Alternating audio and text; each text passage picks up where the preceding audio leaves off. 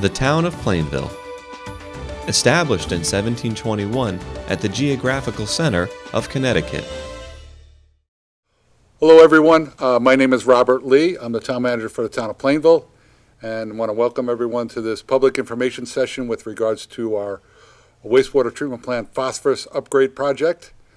I'd like to point out that there are two council people here this evening, Rosemary Morante and Jesse Nazo. The purpose of this meeting is to explain the reason for the phosphorus upgrade, what improvements are needed, and what the potential cost and impact is to Plainville. So with that in mind, I would like to turn the microphone over to Steve Siegel, who works for Ty & Bond. He's the consultant. He's the lead person on our consulting team, and he will run through the PowerPoint slide program that we have for this evening. So, Steve, if you want to step forward. Thank you, Robert. You're welcome. Good evening, everybody. As Robert said, what I'd like to do is introduce you or reintroduce you to this wastewater project and the goals and objectives of the project.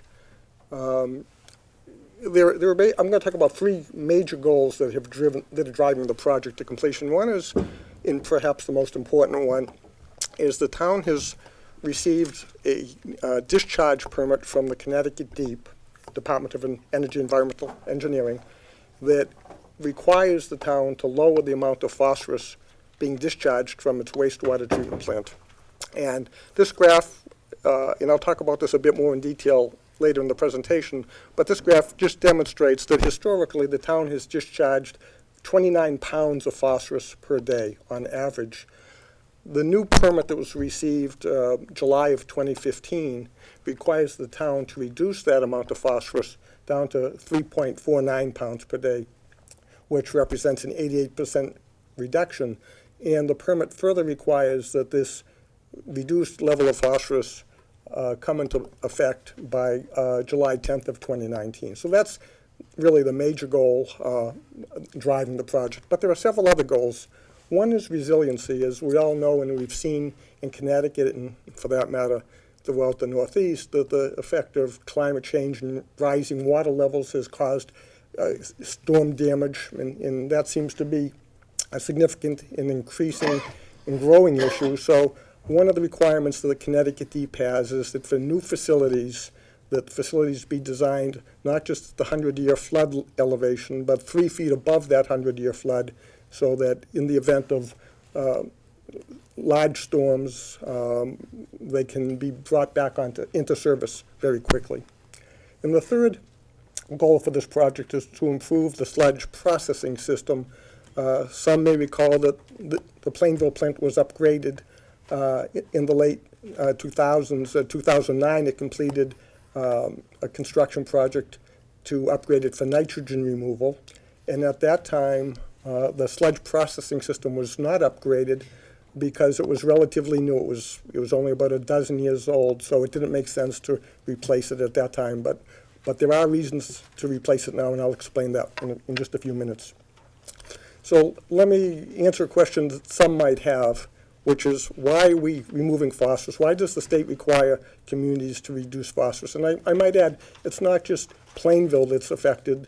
There are 45 communities in Connecticut that are under a phosphorus removal program goal, and 11 communities have goals, stringent goals similar to Plainville. But the reason why phosphorus has become the issue of concern that it has is because phosphorus has been shown to be a nutrient that has caused eutrophication and the growth of algae. And that has been problematic both for recreational uses of water bodies, but also for it's changed the environment in the water course. Diatoms and other kinds of indicators and species don't do well when there's low oxygen, and that's really what phosphorus has caused. And phosphorus is particularly of concern for low flow rivers or rivers with impoundment. So if Plainville, if the Connecticut River were flowing past Plainville, phosphorus would not be a concern. But because you discharge to the Pequabic and it's a slow-moving river, it's the impact of phosphorus is pronounced. Let me just go back to the thought then about Connecticut Deep and the permit that has been issued to Plainville. Some ask, well, what happens if we don't do anything? What authority does Connecticut Deep have to impose these limits? And in fact, Connecticut Deep writes the permits that are essentially co-written with US EPA. And the permits are legally binding documents, and if not complied with, towns can be fined and judicial action can take place. And this has happened in the past, not in Plainville, but in other communities in Connecticut and in New England. So Connecticut Deep's authority to write permits is in state and federal law. But Connecticut Deep also has some programs to help communities bear the capital cost of some of these projects. And the major funding mechanism that Connecticut Deep offers, or the state offers, is the so-called Clean Water Fund, the state revolving loan fund program. And this program has been in effect for at least 30-plus years now. It offers grants and low-interest loans at 2%. But in the last several years, because of this phosphorus issue being an issue that has affected a number of communities, the Connecticut legislature has prepared a bill that the governor signed that is offering a 50% grant for phosphorus removal projects that have a very low limit, as Plainville does, and 20% grant for the remainder of the project. So between all the components in this project, the net grant for Plainville would be a 41% grant with a 2% loan. So you might say, in some sense, Connecticut Deep has both the carrot and the stick, and in this case, the carrot is a fairly generous grant opportunity. So once it was determined that Plainville did need to upgrade its facility to remove phosphorus, the next question was, well, how best to do that? And there are several technologies available out there that can remove phosphorus to these low limits. And the way it was determined was a bench scale testing was performed on the samples from the town's wastewater. After a detailed and thorough analysis, a particular technology called disk filtration was selected, in which phosphorus is essentially filtered out of the final effluent through these disk filters. And the way it works is your current plant uses sequencing batch reactors to remove pollutants.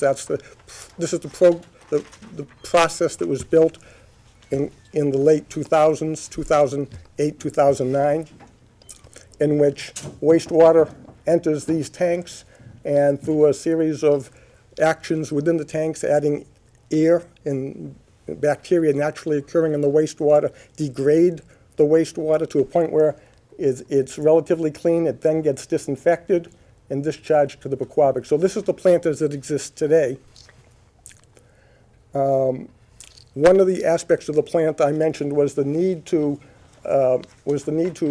deal with resiliency. So the existing disinfection system is planned to be relocated because it was flooded during the last flood. And a quick demonstration of this video from Hurricane Irene shows essentially the river backing up and inundating the plant. So this project includes relocating this existing UV system to a higher elevation, and that's going to be accomplished by relocating that UV system in this new building that will be constructed. So the major element of this project includes building a new building that will house the the disinfection system at a higher elevation, plus the disc filters will be located in this new building as well. And another element of the project, as I mentioned earlier, is to replace the sludge processing system. The system is now unable to handle the amount of sludge that is predicted to be generated once the new facility comes online. It just doesn't have the capacity, and it's now reached close to the end of its useful service life. But one problem in particular has been a very high level of maintenance is required because the sludge continues to plug the discharge pipe along the way, so it causes the operators to have to clean the pipes on a regular basis. And you can kind of see that the existing system, the existing unit is located in this building, and there's a series of pipes with bends and fittings, and this piping gets plugged fairly frequently, and that requires a lot of downtime and maintenance attention. So the plan is to relocate new equipment in what was the former lime silo room. So just going back for a second, there's a space in this building that we're looking at using. It's currently unused. It's a former lime silo room, and we'll install a new sludge thickening equipment right in that room, which is adjacent to the tank in which it discharges to, and it will have the capacity to handle the projected phosphorus sludge, but also it will be state-of-the-art in terms of energy efficiency, serviceability, and less maintenance. Which brings us to, well, what's all this going to cost?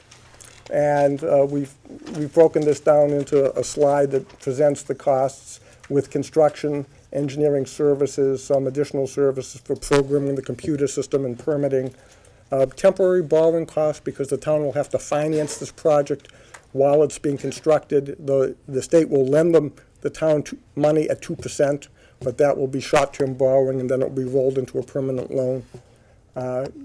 This slide also shows the estimated 41% grant money.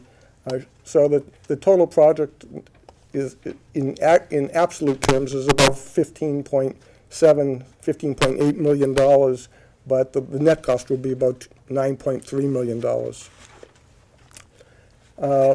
So then an analysis was done to see how will this be paid for. And one of the issues, well, a couple of issues. One was to have rates in place that help support the capital cost of the project. But the second aspect is to have rates in place that provide a fund balance so that if there is an unusual capital event in the course of a year or an unusual operating event, that the town has essentially a balance of money in a fund that can be used for those purposes. And the normal rule of thumb is to have 2 to 3 months of fund balance available to account for any unexpected events. So this table, as presented, shows estimated revenues. As you can see, estimated revenues in the top line, estimated expenses, the fund balance, basically the difference between the two, typical user charges, typical minimum user charges all the way through 2025, and what the projected user rate increases are over that period. And as you can see, based on this analysis, 2018, 19, and 20 user rates would increase by in 2021 would increase by 4.8%.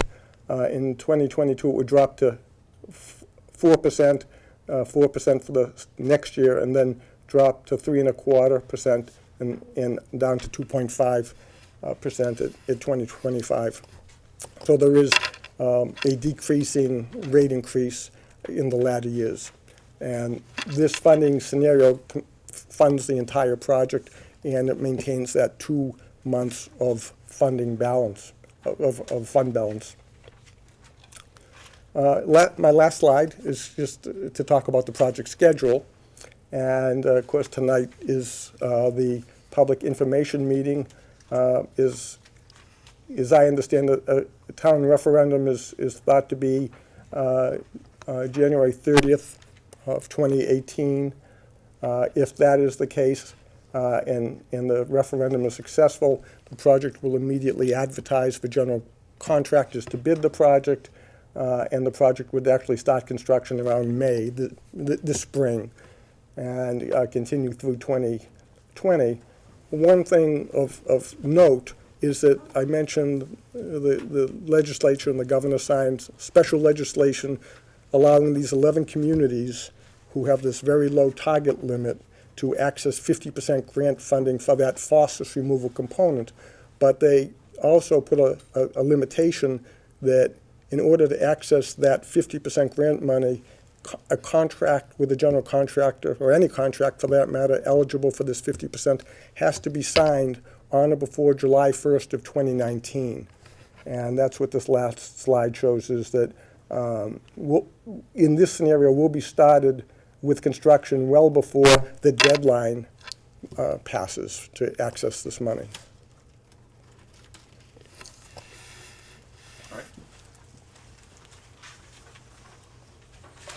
With that presentation, if there's anyone who has any questions or comments, this would be your time to express that. So is there anybody who would like to have any questions? She just wants a copy of the presentation. Anybody has any questions or comments they'd like to make? I'm sure John would let you go first. He's a very nice guy, and he's got a lot of questions. So maybe you do too. I don't know. Go ahead. I have one question. Your name, sir? Mark. Okay. Mark Brzezinski. Okay, Mark. So in the pamphlet that they got, that we all received, it says basically if the referendum fails, the town will be subject to court enforcement actions and costly fines, which sounds pretty scary. Do you have any hard numbers as to what those fines would be, and is it over time or continual? Well, you know, with EPA, they give you a high range, and then there's what's realistic. But Steve will tell you what it could be. Okay. Well, from a statutory standpoint, EPA has the authority to fine up to $37,500 per day. Okay. Now, for every day a violation occurs. Practically speaking, Connecticut Deep would be highly unlikely to pursue an avenue like that. So you have the statutory authority on one side. Honestly, Connecticut Deep, they don't want to do fines. They want to work with communities to get things done. And I think that's fairly well evidenced by offering the kind of money that they do. But Connecticut Deep does have the authority to fine communities, and some communities have been fined. And that's a per day fine, which, you know, even if it was $1,000 a day, adds up fairly quickly. Adds up quite quickly, yes. Yeah, and the other aspect of that, of course, is that if we delay going forward with the project, we would lose the opportunity to get the 50% funding for the phosphorus portion of it, which we've calculated is about $2 million. Okay. So, you know, we would lose $2 million right away if we didn't meet the deadline, you know, plus be subject to fines. Okay. Anything else? No, that's it. For All me, right. anyway. All right. John, I guess you're up. My name is John Kissick. Yes, John. First question I have, you know, you said the project that we completed before was in 2009. Yes. I was under the impression when we did that, we were told that the system would be good for 20 years. Yes. Now we're being told we need upgrades in a sludge. Why? Well, in the phosphorus, we have to reduce phosphorus, which yes, and we have to upgrade the sludge handling equipment, yes. Yeah, but why, how come the sludge isn't, you know, like we said, 20 years for the plant to last? Phosphorus, taking phosphorus out, that doesn't increase the sludge. It does, absolutely increases the sludge. Absolutely increases the sludge significantly. That I didn't know. Well, that's why we have the public information meeting. Well, that's why, you know, when a plant's supposed to last 20 years, or we planned it to handle it for 20 years. And that was our plan, and you know, the sludge handling equipment probably would have been over its its normal timeline of all things being equal, but you know, it's a 20-year limit. Sometimes they last 25, 30 years, but in this particular instance, the phosphorus removal increases the amount of sludge that will be produced. And in the brochure here, it says something about sludge, 260, I don't know what, sludge piping, is that 260 feet of Yes. sludge piping? Yes. Is gonna be repiped. It won't have to be repiped. Go ahead, come on, why don't you come up here? Thank you. The current problem that the plant experiences, aside from the fact that the equipment is aging and can't handle the capacity, is that it has to pump the sludge 260 feet through a number of bends and fittings and such, and the sludge gets hung up in those locations. So the new plan is to put a new piece of equipment in another location adjacent to where the sludge gets discharged, 30 or 40 feet. So that problem will go away. You're actually eliminating pipe. Eliminating pipe, yeah. Okay. Well, I worked on a lot of wastewater treatment plants. I'm a retired plumber pipe fitter. Oh. Worked in Winstead. I went out to Grass Island. I was all over. And I never heard of a problem with that, but it must have been something in design or whatever. Okay, so let that one go. The other thing I have, when was the last sample taken to test the water for phosphorus? It's taken every month, Okay, Yep. and it's still up there? yes. Okay, does General Electric still discharge the waste groundwater into our system? Somewhat, yes. Okay, because the reason I'm asking, if I remember correctly, General Electric, when we had the printout of what was being discharged, there was a lot of petroleum base, and I believe phosphorus was a heavy one too. So I don't think so. No, I don't think phosphorus. I don't think phosphorus was an issue. on, between Milford Street and Milford Street Extension, where GE had to do all that work on their old filtering beds. If you go to the river there, at that bridge, that river, when I used to hang around there in the 1950s and 60s, was clean. There was all kinds of fish. If you go there now, it is like a slippery, sludgy mess. And that's where they're disturbing at. So I'm wondering if, you're saying it's not discharging much phosphorus, it's just be thinking, how's phosphorus getting in our system? Because the manufacturers of laundry detergent, a lot of them are going with no phosphorus anymore. So how is this phosphorus getting into our system? We don't have a thing with farms, with fertilizer. The farm we have is way down the other end of town, and that would discharge into the Quinnipiac. Sure. I'll let Steve answer that, but I think we've always had phosphorus in the system. It's just now they've found out that phosphorus causes some issues downstream, especially in Long Island Sound, and that's become a higher priority. But I'll let Steve answer how does phosphorus get in. Phosphorus, we produce phosphorus. Well, let me say this first. That's the answer. I know that As people, we produce phosphorus. phosphorus is important to life. It's important to our bodies to live, and it's important to all plant life. And I understand too much is what's causing this, but maybe you can explain. It's an excellent question. Phosphorus it comes from many sources.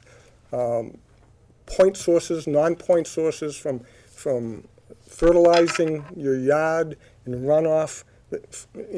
Phosphorus comes from many sources, but the major source that phosphorus comes from is us.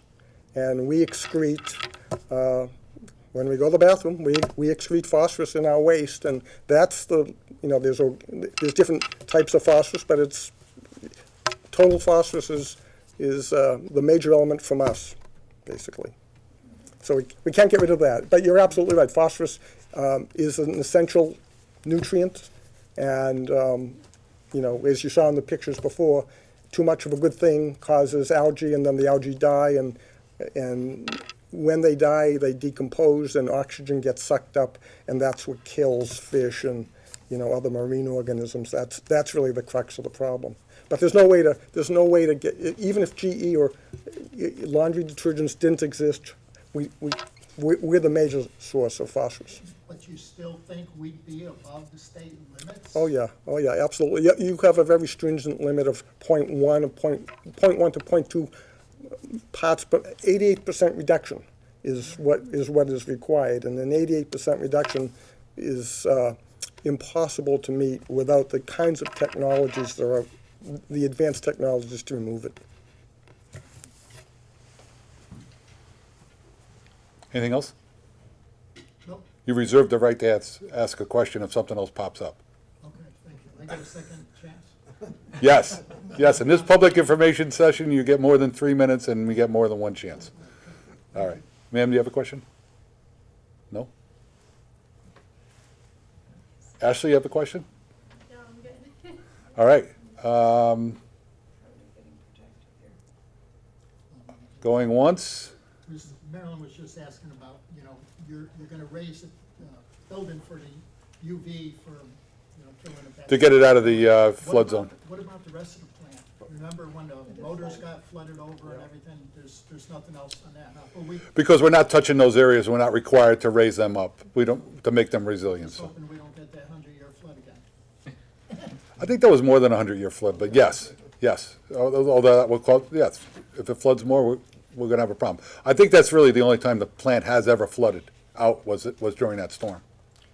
One of the other reasons, if I may, Sure. one of the other aspects of raising the UV system is if there is a flood, God forbid, being able to put it back on, putting the disinfection system back online as quickly as possible is a key environmental objective. So yes, it's possible that if we had another Hurricane Irene, there could be similar issues. But by raising at least this important disinfection process, when the flood subsides, the town would be in a position to start disinfecting without waiting for spare parts or damage that might have happened to that system as well. And I have one more, since Robert was so kind to me. If we're gonna get this increased sludge now, and that's gonna have phosphorus in it, do we have a special way now that we have to get rid of the sludge with the new amounts of phosphorus in it? Is it gonna cost us more for that, or where does it get trucked to, or We currently bring our sludge to Mattabasset, and we will continue to do that. still be able to go? Although it will cost us more on the operations side because there would be more trips to Mattabasset. But the new sludge handling system will make the sludge thicker. So in theory, Less water? less water, but still it's gonna be increased increased trucking, but it'll be a little thicker.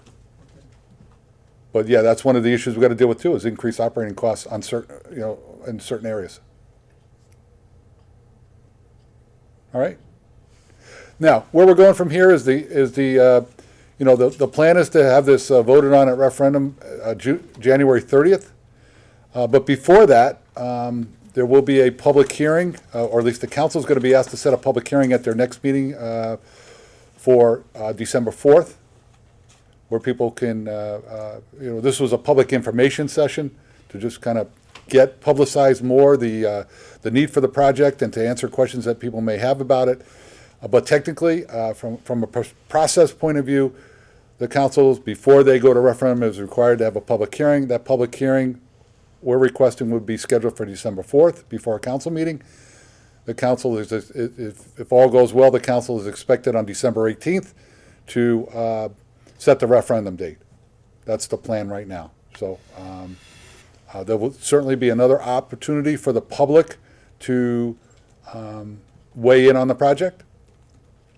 And our plan is to take this, the reason why we taped it today was we're going to provide a link to Nutmeg Network when they get it produced, and so that people can view it at their from their homes, and and we'll have a link from the town's website as well. So I want to thank the few people who came in tonight. I wasn't there. You are now. If you I have two questions. okay, well, Well, Okay. if you don't mind. don't mind. Okay, thank you. Are these numbers fairly firm? You're talking about the estimates? The estimated project, yeah. Huh? Are we in a pretty strong, Do we feel confident with the numbers that is proposed? Yeah. Well, Steve helped put them together, so I'll let him answer that question. I hope so. I hope his answer is yes, but let's see what he says. We feel that numbers are good. Of course, we'll know on bid day for sure. And bid days are,